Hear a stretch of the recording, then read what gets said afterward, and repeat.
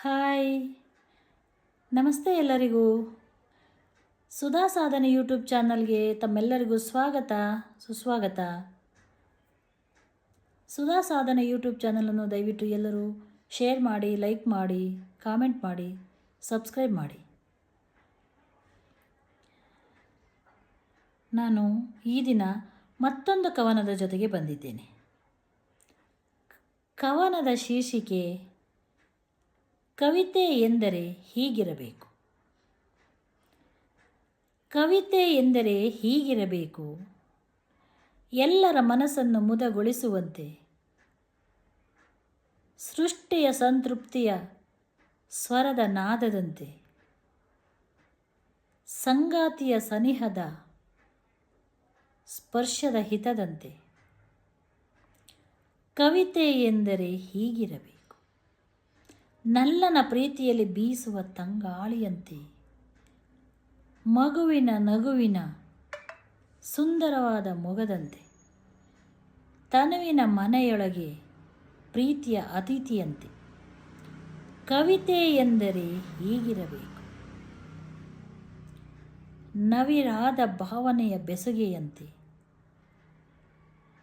ಕಣ್ಣಲ್ಲಿ ಕಣ್ಣಿಟ್ಟು ನೋಡುವ ಹಿತವಾದ ಸ್ಪರ್ಶದಂತೆ, ಮನಸ್ಸು ಒಂದಾದ ಬಾಂಧವ್ಯದ ಬೆಸುಗೆಯಂತೆ. ಕವಿತೆ ಎಂದರೆ ಹೀಗಿರಬೇಕು, ಪ್ರಕೃತಿಯ ನೋಟದ ಆನಂದದಂತೆ, ಆಕಾಶದಲ್ಲಿ ಹಾಯಾಗಿ ಹಾರಾಡುವ ಹಕ್ಕಿಯಂತೆ, ತೇರನೇರಿ ಅಂಬರದಾಗೆ ಬರುವ ಸೂರ್ಯನಂತೆ. ಕವಿತೆ ಎಂದರೆ ಹೀಗಿರಬೇಕು, ಅರಳುತ್ತಿರುವ ಹೂವಿನ ಚಲುವಿನಂತೆ, ಬೀರುತ್ತಿರುವ ಗಂಧದ ಪರಿಮಳದಂತೆ,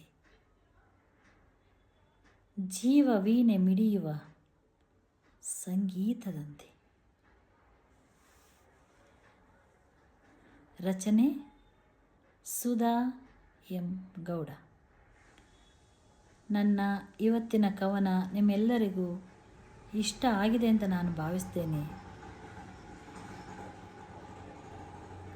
ಕವನನ ಕೇಳೋದೇ ಒಂದು ಮುದ, ಅನುಭವಿಸೋದೇ ಒಂದು ಸ್ವಾದ.